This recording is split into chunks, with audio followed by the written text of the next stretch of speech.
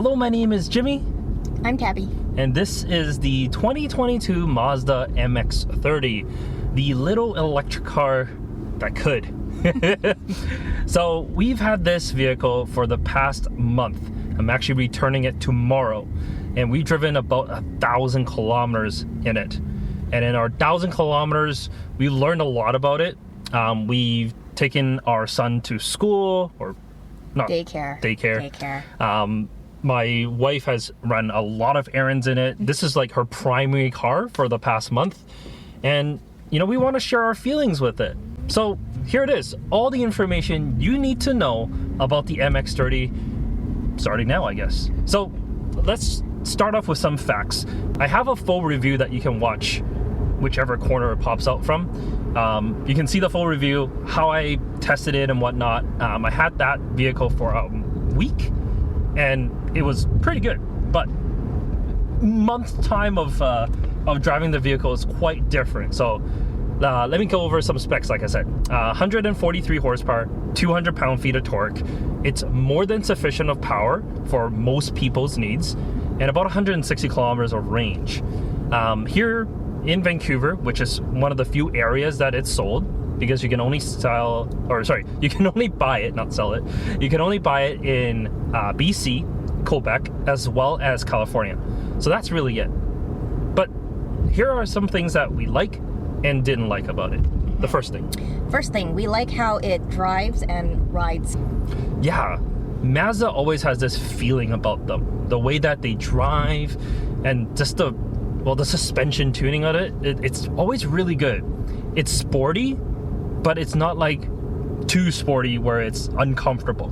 So it's a really good balance, and you just get this kind of more natural feeling in the vehicle, right? What do you any thoughts that you've had, in the month that you've been driving it? Well, I always like the way that Mazda drives. The way that the wheel is with the road is very in tuned. The steering wheel? Yeah. Oh, cool. Because, the wheel is in tune. It's turning as the car is driving, so... This is why it's not my job to do this. What's another thing that we liked? We like the interior materials. It's actually very plush in here. Yeah, so the interior materials on basically any recent Mazda products has always been really, really nice. And for this one, they went with the whole EV thing where there's no leather used. Everything's kind of like that recyclable material. Yeah, it has cork in places. Yeah, door pulls as well as in the middle, because this is the top GT trim. On lower end models, you actually don't get the cork on the door handles, but it's super nice. It's just a really good material, and everything feels super plush in here. And I love the seats. I love going to this style of seats over leather, because we've had this for the month of March and it's been cold and warm. Like today it's 15 degrees Celsius, but we have as low as -5. So we got that entire range, and these seats were nice and cool when it's kind of warmer, but not like super hot when it's, sorry, what am I saying? It doesn't get too cold and it doesn't get too hot. That's really what you have to know about it. So it strikes a really good balance, these seats. But what's another thing that we liked about it? Well, according to your notes, you say typical Mazda points. So Jimmy, what is that?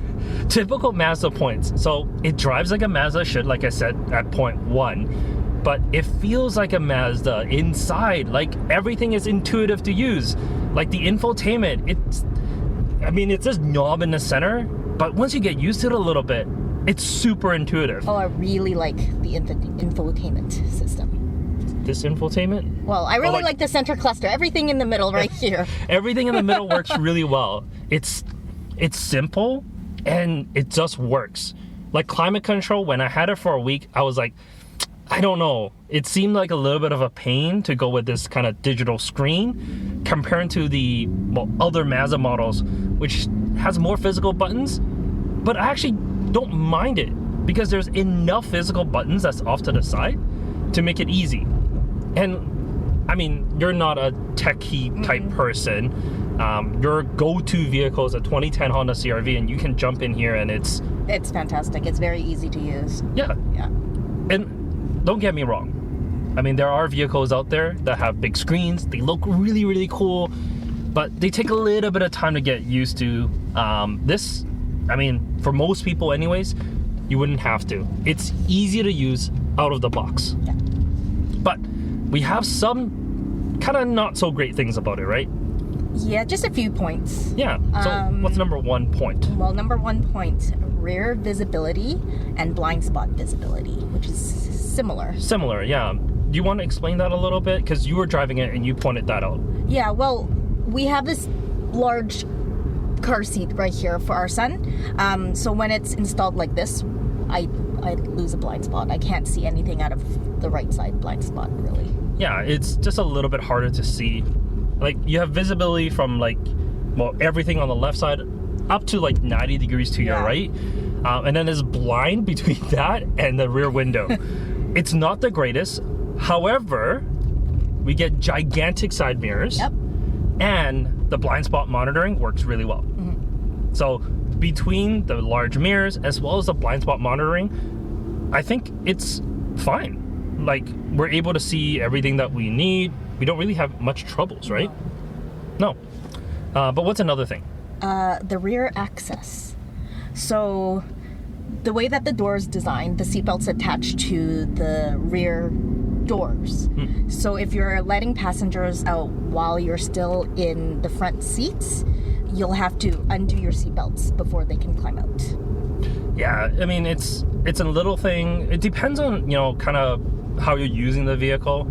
For our setup, it's completely fine because it's like we're a family of 3, but we actually been carrying our in-laws in here as well. So, well, my in-laws, your parents. And the 5 of us has been going for like breakfast, lunch, and we fit like completely fine in here with no problems. That's one of the best things about it. But when you do go into the vehicle with our child, you kind of just like hold him and you kind of glide in, right? Yeah, that's right. Yeah, but like we haven't found there's really any issues there. It's just that there was one day that my father-in-law wanted to jump out of the vehicle and he was in the back and, well, he couldn't. Unless I undid my seatbelt, then he was able to jump out. So a little bit of, trouble there, and I think that's really it. Yeah. What other points do we have? No other negative points, but Okay.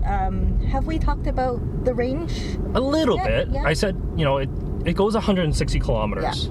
But that's really all I've said so far. You want to expand on that a little bit? Because you've been driving the car a lot. Yeah, so I've been driving from Vancouver all the way into New West to drop off our son for daycare.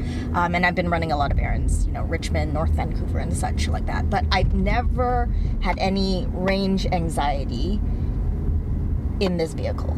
Yeah. Most people in Vancouver don't really exceed that 100 kilometers a day. Most people. I know there's going to be people that do, but I'm just saying for most. If you live in Vancouver, like actually Vancouver, not greater Vancouver area, you're not really going to, go outside of the 100 kilometer range mark because everything is relatively close here in Vancouver. What I will say though is, this vehicle is also sold in California, which is a huge state in comparison. I haven't been to Quebec, so I don't know exactly what that's like over there. But here in Vancouver, I would honestly say that it's completely fine in terms of range. I think it's also because we do a lot of city driving. We have a lot of lights versus California and Quebec. I think they have a lot more freeways or highways or interstates or whatever. Definitely California. I mean, we've been there a few times and we've seen how many highways they have. I mean, here in Vancouver, there's one highway that's close by. And for Vancouver, I think there's only 2 exits in Vancouver. Just to give you like a sense of what Vancouver is actually like. It's not a highway type city. No. But no range anxiety. And the most important part is charging, right? Charging an EV, everyone's like, oh, I charge it at home. I got to go to places and I got to charge it. But we've never.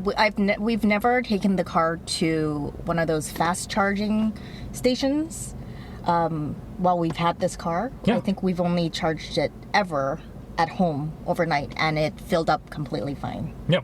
That's all we need. Because the charging in this car, because of the smaller battery, there's a few positives there, right? So a smaller battery, faster charging, less cost, as well as Well, it's more environmentally friendly. So let's talk about charging side first. I think so we charge at home. We don't plug it into 240. We don't have 240 at home. So it's just regular 120 household outlet that you would plug in your lawnmower and whatnot into. So that's what we use. And it's completely fine. You know, even when we get home later in the night, we probably have like 30, 40% charge. We plug it in, day after, we get 100% and we're ready to go. So the whole range anxiety thing, it has never hit us here in Vancouver. Like, I totally get if I was to travel from Vancouver to like maybe Langley every day, that's my commute, I may feel a little bit more worried. But for us, I don't think it's really much of a problem. No. And I guess that's really it. Pricing. Yeah. So this is the GT trim, so top of the line. It's 48,000 Canadian dollars. In BC, there's an incentive about 8,000 after taxes, which is about 7,000 before, so roughly 41,000, roughly. So for $41,000, it is not like an inexpensive EV. Like, if you really want an inexpensive EV to drive around, you're probably looking at a Nissan Leaf.